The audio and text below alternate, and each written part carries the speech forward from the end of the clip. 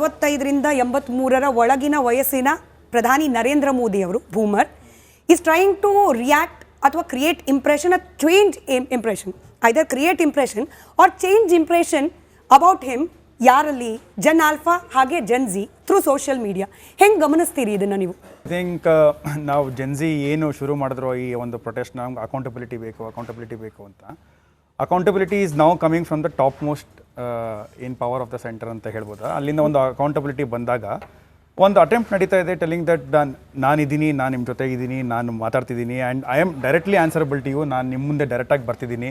ಹಾಗಾಗಿ ಏನು ಸಮಸ್ಯೆ ಏನಿದೆಯೋ ಬನ್ನಿ ಪರಿಹಾರ ಮಾಡೋಣ ಆ್ಯಂಡ್ ನಾನು ನಿಮ್ಮ ಒಂದು ಭಾಷೆನ ನಿಮ್ಮ ಒಂದು ಜಗತ್ತನ್ನ ಅರ್ಥ ಮಾಡ್ಕೊಳಕ್ಕೆ ನಾನು ಸಿದ್ಧನಾಗಿದ್ದೀನಿ ಅಂತ ಒಂದು ಅಟೆಂಪ್ಟ್ ಇದೆಯಲ್ಲ, ಅದು ನನಗೆ ಇಟ್ಸ್ ನನಗೆ ಏನು ಅನ್ಸುತ್ತೆ ಅಂದರೆ ಇಟ್ಸ್ ಅನ್ ಅಮೇಝಿಂಗ್ ಅಡ್ಯಾಪ್ಟಬಿಲಿಟಿ ಅಂತ ಅನ್ಸುತ್ತೆ. ಒಬ್ಬ ನಾಯಕ ಯಾವ ಜನ್ರೇಷನಿಂದ ಏನೇನು ಬಯಸ್ತಾರೋ ಆ ಜನ್ರೇಷನಿಂದ ಹೇಗೆ ಅದನ್ನು ನಾವು ರೀಚ್ ಔಟ್ ಮಾಡಬೇಕು, ಹೇಗೆ ಅದನ್ನು ನಾನು ಯಾವ ಭಾಷೆನ ಮಾತಾಡಬೇಕು, ಯಾವ ರೀತಿಯಲ್ಲಿ ಅದನ್ನು ಅಡಾಪ್ಟ್ ಮಾಡಬೇಕು.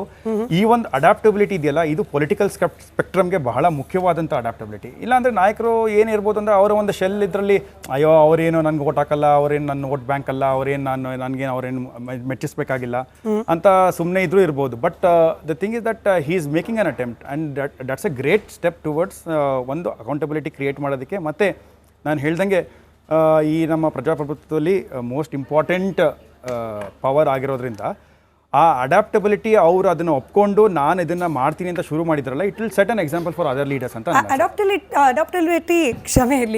ಅಡಾಪ್ಟಬಿಲಿಟಿ ಅಷ್ಟು ಅನಿವಾರ್ಯ ಇತ್ತಾ ಅಂತ ಹೇಳಿ? ಯಾಕಂತಂದರೆ ಪ್ರಧಾನಿ ಮೋದಿ ಅವರೇ ಮಾತನಾಡದೆ ಹೋದರೂ ಕೂಡ ಸಂಬಂಧಪಟ್ಟ ಸಚಿವರು ಅಥವಾ ಥ್ರೂ ಫ್ರಮ್ ರಿಫಾರ್ಮ್ಸ್ನ ಮೂಲಕ ಒಂದಷ್ಟು ಕಮ್ಯುನಿಕೇಷನ್ ಅಂತೂ ಆಗ್ತಾ ಇತ್ತು. ಆಯ್ತು, ನಾವು ಬದಲಾವಣೆ ತರ್ತಾ ಇದ್ದೀವಿ, ರಾಜೀನಾಮೆಯನ್ನು ಪಡ್ಕೊಂಡಿದ್ದೀವಿ, ಇನ್ನಷ್ಟು ಸುಧಾರಣೆ ತರೋ ಪ್ರಯತ್ನ ಆಗ್ತಾ ಇದೆ. ಈ ಥರದ್ದು ಒಂದು ಕಡೆಯಲ್ಲಾದರೆ ಮತ್ತೊಂದು ಕಡೆಯಲ್ಲಿ ಅಧಿವೇಶನದ ಸಂದರ್ಭಗಳಲ್ಲಿ ಮಾತನಾಡೋದು, ಆ ಮೂಲಕ ಉತ್ತರ ಕೊಡೋದು, ಈ ಕಮ್ಯುನಿಕೇಷನ್ ಅಂತೂ ಇತ್ತು ಅಂತ. ನಾವು ಸೋಷಿಯಲ್ ಪ್ಲಾಟ್ಫಾರ್ಮ್ಗೆ ಬರಬೇಕು, ಜೆನ್ಜಿ ರೀತಿಯಲ್ಲೇ ರಿಯಾಕ್ಟ್ ಮಾಡಬೇಕು ಅನ್ನೋ ಅನಿವಾರ್ಯತೆ ಇತ್ತಾ ಅಂತ ಹೇಳಿ? ಅದನ್ನು ನಾನು ಅನಿವಾರ್ಯತೆ ಅನ್ನೋದಿಲ್ಲ.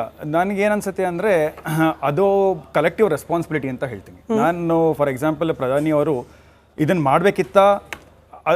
ಮಾಡಬೇಕಿತ್ತ ಅನ್ನೋ ಪ್ರಶ್ನೆ ಬೇರೆ, ಬಟ್ ಇದು ಮಾಡಬೇಕಾಗಿರೋ ಒಂದು ಪರಿಸ್ಥಿತಿ ಮತ್ತು ನಮ್ಮ ಜವಾಬ್ದಾರಿ ಕೂಡ. I think we have to be accountable, answerable to every generation of this particular country.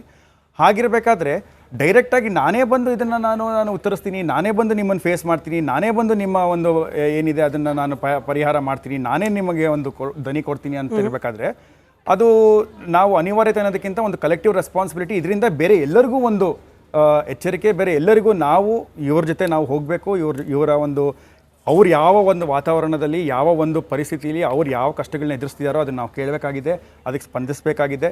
ಹಾಗಾಗಿ ಬಹುಶಃ ನಮ್ಮೆಲ್ಲರೂ we have to move on and understand their world also. ಸರಿ,